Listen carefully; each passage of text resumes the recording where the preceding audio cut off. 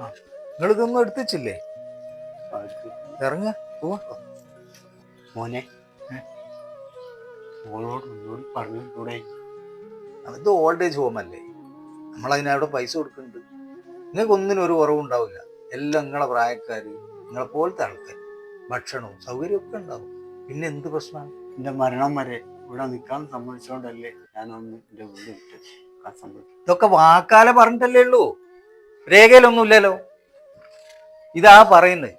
നമ്മളെ ആൾക്കാരോടൊക്കെ വർത്താനം പറയുമ്പോൾ ഒന്ന് ശ്രദ്ധിക്കണം. മറ്റുള്ളവരെ പുരയിലാ താമസിക്കുന്നുള്ള ഒരു ചിന്ത നമുക്കും വേണ്ടേ? അതിന് ഞാനെന്താ മോനെ പറയല്ലേ?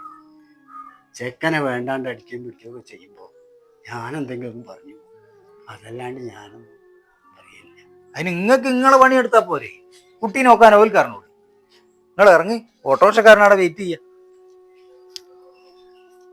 ചെക്കനെ ഒന്ന് കണ്ടിട്ട് പോവായിരുന്നു. ആ നിങ്ങൾ ഇറങ്ങിയാലേ ഇങ്ങോട്ട് കയറും എന്ന് പറയുന്നോടൊപ്പം ചെക്കനെ കാണിക്കാൻ കൊണ്ടുവരല്ലേ. നിങ്ങൾ ഇങ്ങോട്ട് പോരി. ഞാൻ എൻ്റെ ഗുളിക എടുക്കാൻ മറന്നുപോയി, ഞാൻ ഒന്ന് എടുക്കട്ടെ. എന്നാ വേ എടുത്ത് വരി.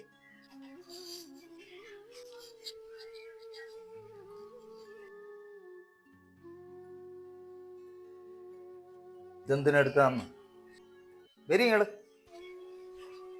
നടക്കി. നീ ഒന്നും പറയരുത്, ഓള് വിട്ടിട്ട് പറയുകയും വേണ്ട. ഇതെൻ്റെ കയ്യിൽ നിന്നോട്ടെ. ഇതൊക്കെ എന്തിനാച്ചാ കൊണ്ടുപോകുന്നത് നിങ്ങൾ?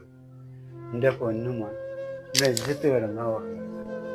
ഇതില്ലാണ്ട് എനിക്ക് ഉറക്കം വരില്ലടോ. പോവാ, എങ്ങോട്ടാച്ചാ പോവാ.